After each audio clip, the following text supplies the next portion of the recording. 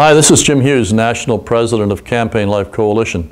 On November the 14th, the Supreme Court of British Columbia began hearing a challenge which, if successful, would decriminalize euthanasia and assisted suicide in Canada.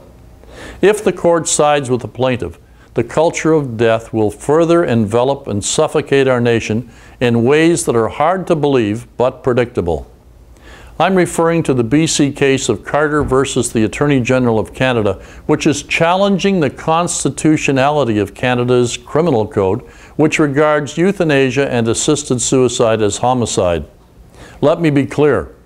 When we say euthanasia and assisted suicide, we're not talking about pulling the plug on someone who is being kept alive artificially with no hope of recovery. When you hear the terms euthanasia and assisted suicide, we're talking about lethally injecting people. Legalizing euthanasia will empower doctors to kill their patients, that is, to murder them. In fact, the plaintiff is demanding a change in law to permit doctors to lethally inject people who may not be dying. The case defines those who qualify for euthanasia as grievously and irremediably ill. In English, that doesn't necessarily mean someone who's dying. As the Euthanasia Prevention Coalition points out, that can mean someone with a chronic condition who could live for decades longer, but just requires medical care. More frightening still is that the definition of illness may be interpreted to include mental illness and depression. Legalization will facilitate elder abuse by relatives who stand to inherit from the death of an older family member, making it easier to steer them into choosing suicide.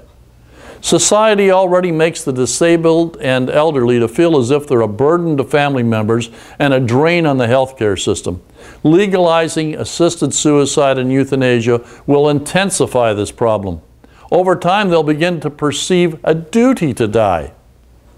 It's a definite possibility that the judge in this case will rule that laws against euthanasia and assisted suicide are unconstitutional, or that euthanasia is a form of medical treatment.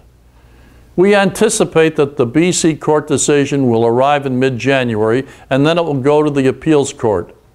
Concerned citizens can't wait for this case to wind its way through the appeals process. Your voice must be heard now. Flood the office of Stephen Harper's Justice Minister and Attorney General, Mr. Rob Nicholson, with your concerns. Say you want him to appeal this case all the way to the Supreme Court of Canada if necessary. Not only that, but ask him to send a strong message to our judges by making a public pledge to fight against any court ruling that would legalize this form of homicide, including invocation of the Notwithstanding Clause as a last resort. Legislators have the right to push back against unelected activist judges. So let's demand that accountability starting right now. Please email the Attorney General at nicholson.r@gc.ca and ask him to safeguard the law which protects us against assisted suicide and euthanasia. But before you do, watch our short video proving that a slippery slope exists and has already played out as a nightmare in countries that choose to legalize. Thank you, and God bless.